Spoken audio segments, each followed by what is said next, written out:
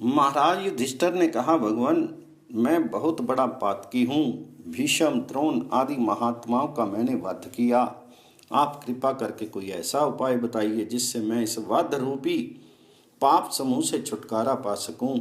तो भगवान श्री कृष्ण बोले, महाराज, प्राचीन काल में विदर्भ देश में एक बड़ा प्रतापी कुशध्वज नाम का राजा रहता था। किसी दिन वह मृग्या के लिए शिकार के लिए वन में गया। वहां उसने मृग के धोखे में एक तपस्वी ब्राह्मण को बाण से मार दिया। मरने के बाद उस पाप से उसे भयंकर रौरव नरक की प्राप्ति हुई। फिर वह बहुत दिनों तक नरक की यातना को भोगकर भयंकर सर्प योनि में गया। सर्प योनि में भी उसने पाप किया, इस कारण उसे सिंह योनि प्राप्त हुई। इस प्रकार उसने कई नित्य योनियों में जन्म लिया और उस योनि में पाप कर्म करता ही रहा। इस कर्म विपाक से उसे कष्ट भोगना पड़ता था, क्योंकि उसने पूर्व जन्म में तारक द्वादशी का व्रत किया था।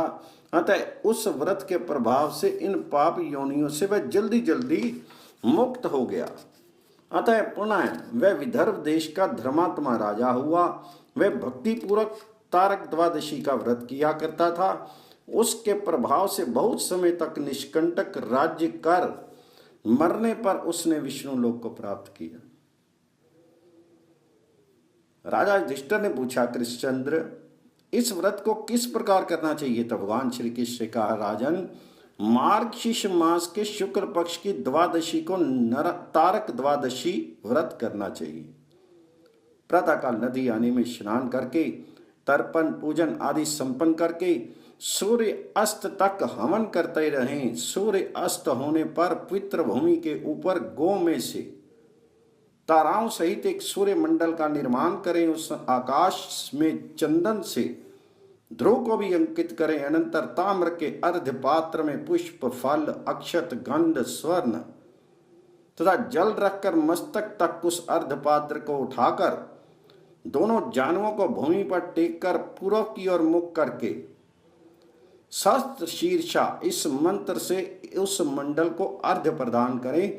अनंतर ब्राह्मण भोजन कराना चाहिए। मार्गशीर्ष आदि 12 महीनों में क्रमशः खंड, खाद्य, सोहालक, तिल तंडुल, गुड़ के अपूप, मोदक, खंड वेष्टक, सत्तू, गुड़ युक्त पूरी, मधुशीर्ष, पायस, घृतपर्ण और कसार का भोजन ब्राह्मण को कराएं। तदनंतर क्षमा प्रार्थना करके मौन धारण पूर्वक स्वयं भी भोजन करें। उद्यापन में चांदी का तारक मंडल बनाकर उसकी पूजा करें। मोदक के साथ 12 घड़े तथा दक्षिण के साथ वह मंडल ब्राह्मण को निवेदित कर दे। इस विधि से जो पुरुष और स्त्री इस तारक द्वादशी व्रत को करते हैं, वे सूर्य के समान दीप्यमान विमानों में बैठकर नक्षत्र लोक को जाते हैं। वहां अयुत वर्षों तक निवास करके विष्णु लोक को प्राप्त होते हैं। इस व्रत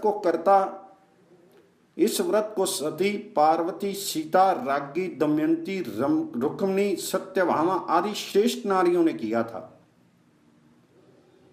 इस व्रत को करने से अनेक जन्म में किए गए पातक नष्ट हो जाते हैं।